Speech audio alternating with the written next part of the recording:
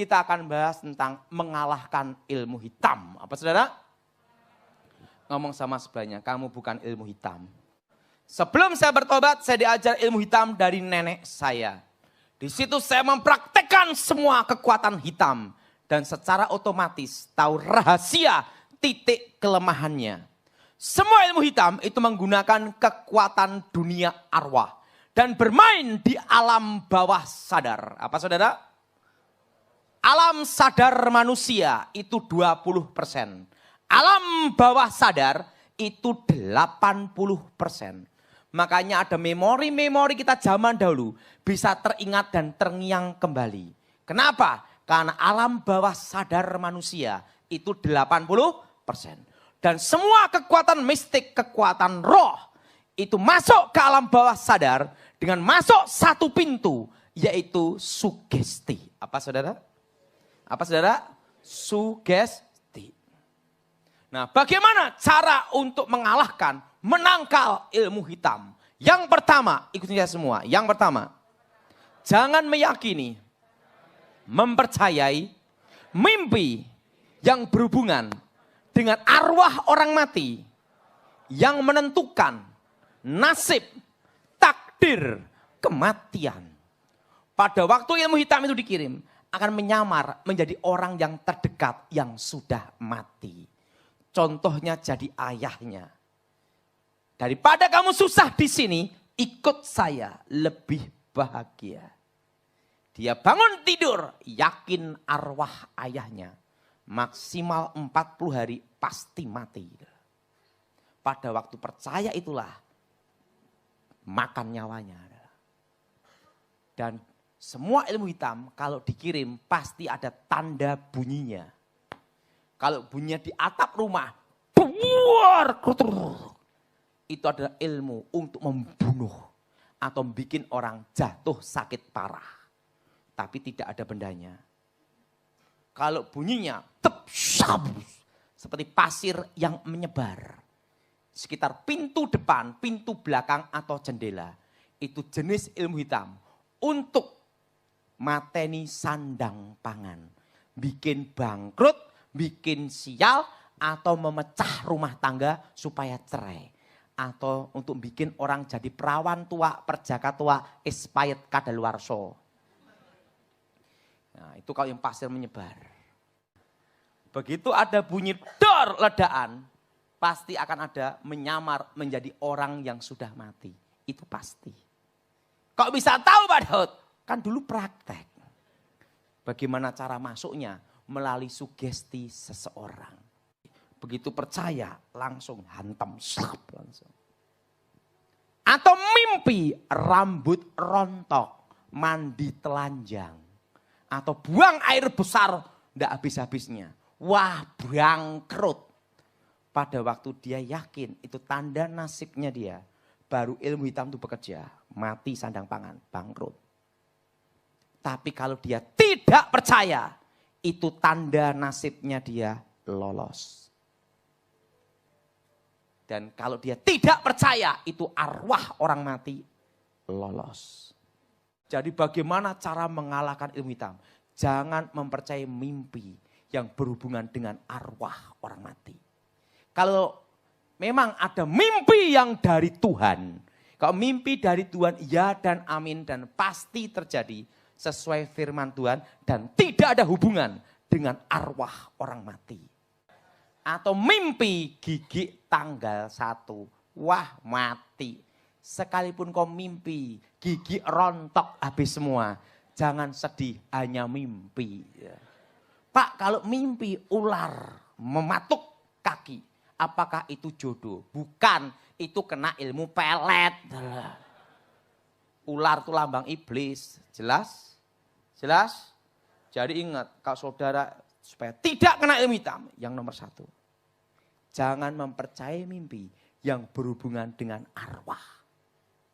Dan yang kedua, ketakutan. Ini saya semua, ketakutan. Semua kekuatan mistik, kekuatan roh, menggunakan sisi ketakutan manusia untuk diubah menjadi energi. Namanya energi negatif. Untuk diubah menjadi penglihatan. benteng pertahanan, masuk alam bawah sadar, atau kekuatan menyerang. Makanya orang yang takut setan, pasti ketemu setan. Dari energi ketakutannya, diubah menjadi penglihatan. Makanya penampakan setan di seluruh dunia, menggunakan sisi ketakutan, legenda, mitos, budaya, kepercayaan setempat. Nah, wujud setan yang asli sampai detik ini tetap malaikat, malaikat kegelapan.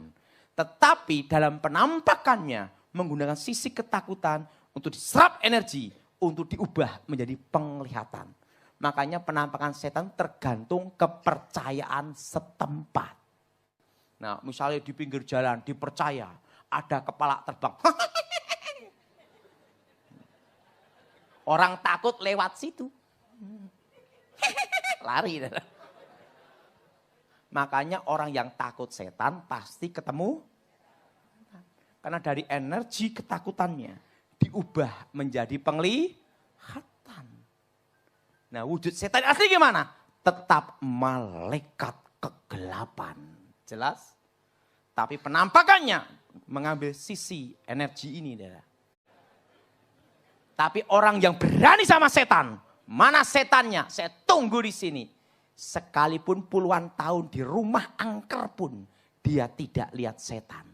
Kenapa? Tidak ada energi yang bisa dirubah. Jelas? Sehebat-hebatnya pusaka apapun juga. Kalau yang memegang tidak percaya, maka kekuatan pusaka itu tidak berfungsi. Karena tidak ada energi yang bisa dirubah. Ingat, karena yang memegang tidak percaya. Ini kuncinya. Semua ilmu gaib itu kelemahannya adalah pada waktu tidak dipercayai. Makanya demonstrasi kebal harus sama-sama sugesti. Makanya selalu di tempat umum. Supaya apa? Orang yang percaya sugesti ini diserap energinya jadi benteng pertahanan. Coba kalau anak kecil yang nusuk, yang tidak percaya, cep mati dah. Makanya ilmu pernafasan, tenaga dalam. Dak! Pasti jatuh. Yang jatuh itu karena apa? Sugesti dan percaya. Coba berhadapan dengan orang yang tidak percaya. Sededak, jengkrit sendiri dah. Kenapa? Tidak ada energi yang bisa diserap. Makanya semua ilmu mistik itu kelemahannya adalah pada waktu tidak dipercayai. Nah, laki-laki, wanita, cuek, galak, tidak bisa dihipnotis dan digendam. Orang kalau gendam, pasti tepuk sebelah sini. Tidak mungkin sebelah sini. Kenapa? Karena bagian sini dekat dengan otak kecil, saraf leher. Dari sini langsung ke sini. Makanya orang kalau dipukul bagian lehernya, dak, pasti pingsan. Tidak percaya, coba sendiri. Makanya orang kalau gendam tepuk sini. Apa kelemahan ilmu gendam dan hipnotis? Cuek galak. Ada aku, udah bubar. Bubar. Makanya orang kalau gendam itu nawarin jasa dulu. Atau jam. Pak, saya perlu uang gini. Oh iya, tepuk, kena. Coba, ada apa jam? Jual aja di toko. Cuek, udah bisa. Makanya orang kalau menghipnotis lewat telepon, dibikin panik dan takut dulu. Pak, anak Anda namanya Andreas kecelakaan di mobil, sekarang muntah darah, gini Pak. Nah, yang terima telepon panik, oh iya, transfer uang. Nah, habis. Kok tahu? Kan gurunya. Tapi coba. Anda kecelakaan karena musibah gini. Ya udahlah, kamu bayarin. Cuek. Anda mendapat hadiah 1 miliar, ambil aja sendiri. Itu kelemahan hipnotis. Dibikin takut, dibikin sugesti dulu, baru masuk. Dari energi negatifnya diubah menjadi kekuatan masuk alam bawah sadar. Jelas? Bagaimana supaya tidak kena hipnotis? Ingat, kalau ditelepon atau orang yang tidak dikenal mendekat, cuek, jangan ditangkepin. Nanggepin, sugesti, plek, kena. Yang kedua, ingat, semua ilmu gaib kelemahannya adalah yang ada dianggap tidak ada. Makanya saya dulu diajar sama guru saya waktu itu ngomong gini, orang kebal segala senjata, berarti kebal logam. Tapi ingat, tidak kebal untuk dicekik. Makanya dulu sebelum saya bertobat, saya dilatih guru saya. Khusus ilmu mencekik, membunuh ilmu kebal. Jadi kok ilmu kebal apapun, cekik pasti mati. Karena semua ilmu gaib kelemahannya ada di nafas. Makanya untuk membunuh ilmu kebal, kepala taruh dalam air. Tembak, jedor, mati. Maka PKI zaman dulu matinya gimana? Tenggelamkan dalam air. Baru dieksekusi. Jelas? Nah, yang ketiga, akar pahit kecewa dendam. Apa saudara? Nah, semua unsur gaib kekuatan mistik itu bermain di satu unsur. Namanya api kegelapan. Apa saudara? Dipercaya jin setan peri perayangan tercipta dari unsur api. Maka neraka itu full api.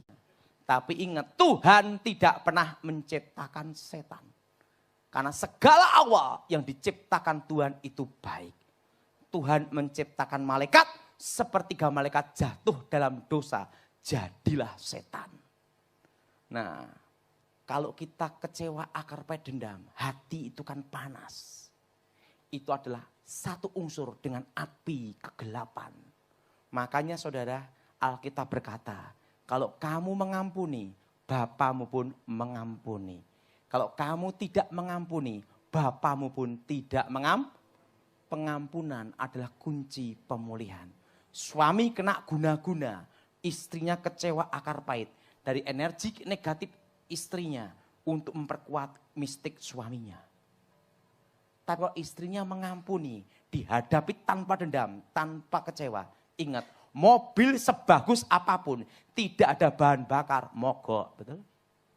Makanya kelemahan ilmu guna-guna, kalau sang istrinya tidak ada kekecewaan, tidak ada energi yang bisa dipakai untuk mencengkram suaminya. Makanya ada iman, ada pengharapan, tapi yang terbesar adalah kasih. Nah, yang keempat, keluarga harmonis tidak bisa tertembus oleh ilmu hitam. Karena ada kekuatan cinta. Apa saudara? Itulah cinta, cerita indah namun tanpa akhir. Nah, suami istri itu ada namanya ikatan batin. Orang tua anak itu ada ikatan batin. Itu bukan ilmu gaib, itu anugerah yang maha kuasa. Maka kalau anak ada musibah, tanpa dikasih tahu. Ingat, orang tua bisa terasa. Betul? Itu namanya firasat. Itu anugerah dari yang maha kuasa, bukan ilmu gaib. Demikian kalau suami ada musibah di luar negeri, tanpa dikasih tahu, istri bisa terasa. Karena ada ikatan batin. Suami istri saling mencintai. Orang tua anak saling mencintai adalah benteng takdir yang tidak bisa ditembus oleh mantra apapun. Makanya yang bisa kena ilmu hitam adalah apa? Orang yang rumah tangganya broken home. Suami istri ribut terus.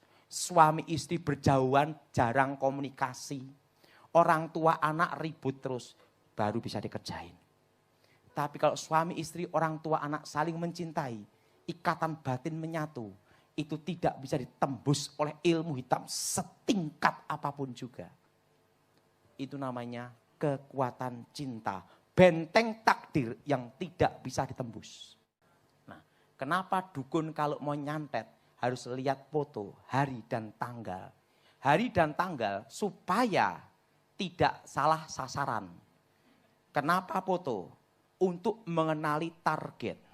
Orang ini bisa dibunuh atau tidak. Itu dilihat dari sorot mata. Mata adalah jendela hati kita. Orang tidak suka sama orang bisa dilihat dari mata. Orang yang suka orang dilihat dari mata. Jadi ingat, semua ilmu hitam itu ada kelemahannya. Dan ingat, itu bisa keliru. Kelirunya gimana? Kalau terlalu dekat, perasaan itu jadi dekat, tidak bisa. Makanya dukun tuh menyantet pakai apa foto. Ini target ini bisa kena apa enggak? Dilihat dari foto. Kelima, orang pelit paling mudah kena ilmu hitam. Mesti saudara bingung, apa hubungan orang pelit dengan ilmu hitam? Betul? Betul? Semua penangkal ilmu hitam, penolak bala. Semua aliran dukun. Begitu ada kiriman ilmu hitam atau kasus kerasukan, kasus apapun. Langkah pertama, bacaan selamatan. Supaya orang-orang miskin ini makan. Dan terjadilah hukum takdir. Siapa yang menabur, dia yang menuai. Ada satu hukum di sini. Orang yang menaruh belas kasihan ke orang-orang miskin sesungguhnya memiutangi Tuhan. Dan hukum ini berlaku bukan hanya untuk orang Kristen, semua umat manusia. Makanya kalau dulu belum bertobat namanya dikalahkan dengan kekuatan takdir. Apa takdir itu? Garis yang digariskan yang maha kuasa. Siapa menabur, dia yang menuai. Dan dukun tahu pakem ini, garis takdir ini. Kalau dilawan senjata makan tuan. Bisa bangkrut sendiri atau bisa mati sendiri. Kalau ngirim ilmu hitam harus tepat. Ini kena apa enggak? Kalau enggak kena, enggak yakin, cari dukun lain gitu dah. Nah, tapi kalau pasti kena, sikat langsung. Itu mengenali target. Nah, setelah saya bertobat, tidak boleh bacaan selamatan. Karena ngundang-ngundang setan, ngundang-ngundang roh. Setan ketemu setan, reoni semua. Tapi inti di dalamnya saya tahu. Pada waktu saya belum bertobat, saya menguasai ilmu singo ledoyo. Berubah jadi singa sakti, kebal segala senjata. Itu lakunya berat. 7 hari ngebleng, tidak makan, tidak minum. 7 hari Pak Tigeni, tidak boleh lihat unsur api, tidak makan, tidak minum. 21 hari topo ngepel, sehari semalam sekepel nasi. Setelah itu topo ngelambiang, jalan kaki menyusuri sungai, 7 hari 7 malam. Tanpa makan, tanpa minum, tanpa tidur. Dan kaki tidak boleh nekuk. Harus gini toh. Makanya kalau dulu belum bertobat, fisik tidak kuat, pasti gila. Harus kuat bener. Dan apa yang terjadi? Setelah menguasai itu, baca mantra di Sungai Tempo.